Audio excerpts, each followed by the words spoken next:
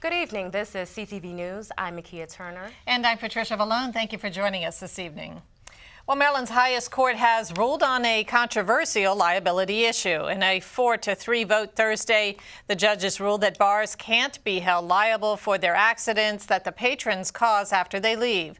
The ruling comes as the grandparents of a 10-year-old girl who was killed when a drunk driver hit their family car in 2008 sued a Gaithersburg bar that served the man.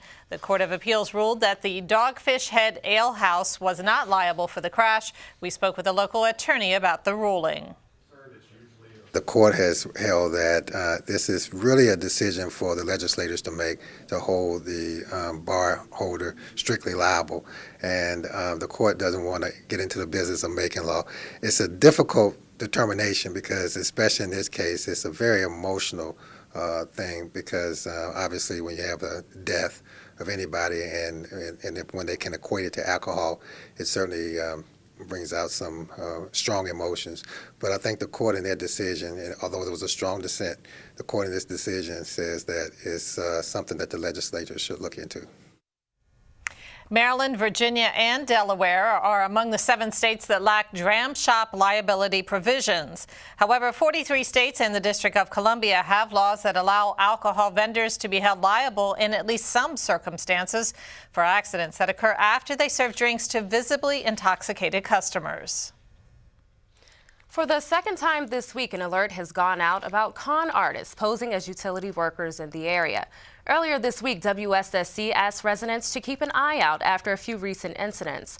Now, Prince George's police are urging you to take caution. This after an elderly woman invited a man who posed as a water company employee into her Chillum home.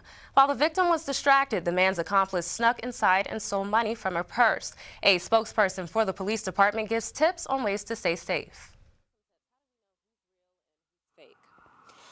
When dealing with people who advise that they're from local utility companies, never be afraid to ask them any questions. Most of the time, being a utility worker, there's not really a need for them to come into your house. What you can do is when you are approached by somebody who alleges that they work for a local utility company, you can ask for their badge, which they're supposed to wear visibly on their uniform. They're supposed to be in a visibly marked vehicle that states who they work for.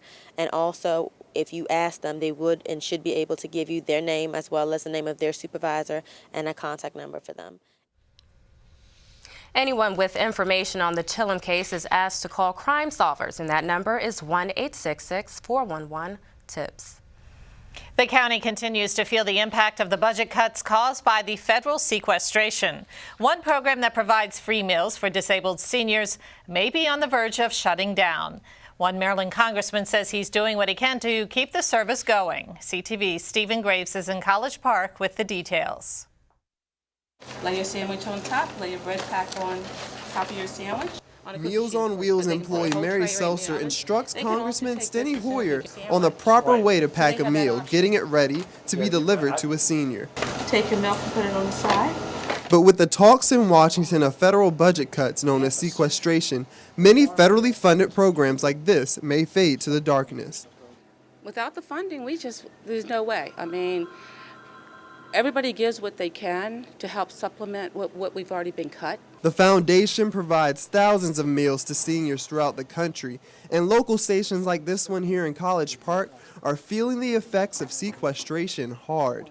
This has Congressman Hoyer concerned. To be dealing with these nutritional programs at the federal level in a way that substantially reduces the ability to help people is bad policy, bad economics, and bad morals. So really we need to expand this program, not contract it. These federal budget cuts go way beyond just an empty kitchen to these employees. They say what will hit them the hardest is not being able to deliver food to the seniors they see every day that are struggling to survive.